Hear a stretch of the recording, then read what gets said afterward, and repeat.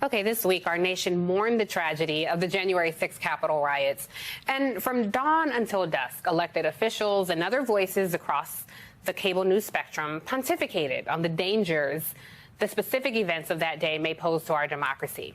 However, what we didn't see were enough voices willing to point out the deeper, festering rot that's plagued this nation since it was born. People who neither discovered nor built this land have been led to believe that America is theirs and theirs alone. And it is that delusional fever dream that's tearing the United States apart. Joining me now is Malcolm Nance. He's the author of the forthcoming book, They Want to Kill Americans, the Malicious, Terrorist, and Deranged Ideology of the Trump Insurgency. I can think of no better title and no better person to talk to about this morning. Thank you, Malcolm, for being here. I'm just curious, from your expert perspective, what do you see as the biggest threat to American democracy today? Well, the biggest threat to American democracy is the delusion that 1/3 of this country is living under, where they believe nothing they hear, unless it comes from the mouth of Donald Trump and is passed down through his sycophants in social media and in news media.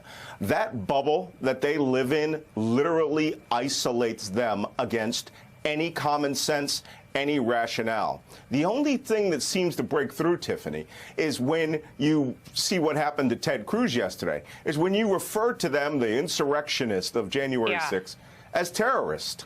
That's the only thing that breaks through. Can I just, since you brought that up, Malcolm, I do want to play a soundbite. It's baffling to me how Ted Cruz is able to walk around Capitol Hill without a spine. He's also able to legislate without sense, integrity, or character. Let's take a listen to what he said, his conversation with Tucker Carlson, and we'll talk about it on the other side. We are approaching a solemn anniversary this week, and it is an anniversary of a violent terrorist attack on the Capitol, where we saw the men and women of law enforcement demonstrate incredible courage. The way I phrased things yesterday, it was sloppy and it was frankly dumb. And I don't buy that. Whoa, whoa, whoa, whoa. I don't buy that. Look, I've known you a long time, since before you went to the Senate. You were a Supreme Court contender. You take words as seriously as any man who's ever served in the Senate. And every word you repeated that phrase. I do not believe that you used that accidentally. I just don't.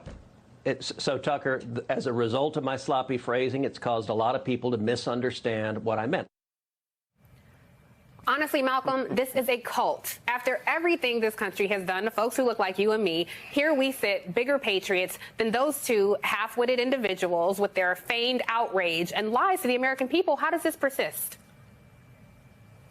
Well, it's going to persist so long as they have the ability to inject the poison of the cultism through the veins of the news media. They have an information sphere which is impenetrable, but they do represent only 30% of the country. The other 70% have to wake up. They have to be mobilized. And I think that's what President Biden did this week. He finally sounded a clear clarion call that America is under attack. And I don't use those words irrationally, okay? I spent my entire career in the Navy and in intelligence warning this nation about clear and present dangers to the Constitution and to our citizens. This is a clear and present danger. They do not believe in the Constitution as it was written. They have some bizarre misimpression of whatever Donald Trump seems to think it is. They are loyal to a man, not to the nation. And so long as they believe that Donald Trump is the embodiment of America and the America they want, there are already, we've seen many incidents over the last few years where they will kill to make that point. Right now, they're simmering.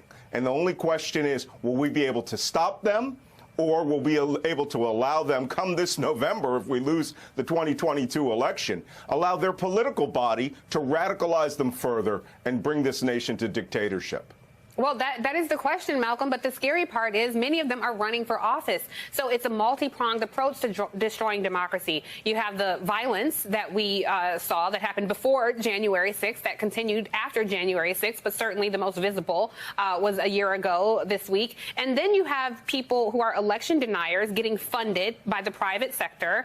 And then you have at least 163 Republicans who are supporting the lie and contributing to the discord we see in our American democracy. So I ask, with that level of attack on our country, can we stop it? That's a question I ask you.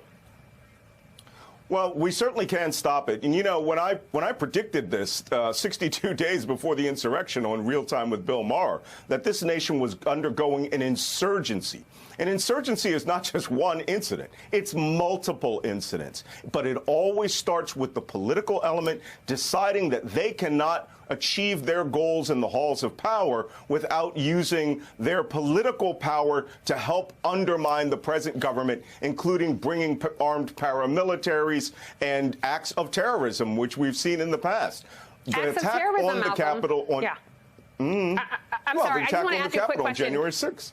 Absolutely. And I want to ask you a quick question before we run out of time. This pipe bomb that was set out in front of the DNC while Vice President Kamala Harris, then she was a candidate at that time, while she was inside. Do you think that she was the intended target? I mean, this is your area of expertise, espionage and things like this. Do you think she was the intended target? And if so, what kind of person does something like this? What's the profile of this terrorist?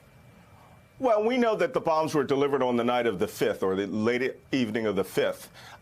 Terrorists, when they carry out operations like this, always want to do something symbolic. Now, the bomb that was placed near the DNC was clearly meant to intimidate the people who work inside there. I don't think she was the target. I think the entire subject of anyone being a Democrat was the target, because the crazy QAnon ideology believes that all Democrats should be literally genocided.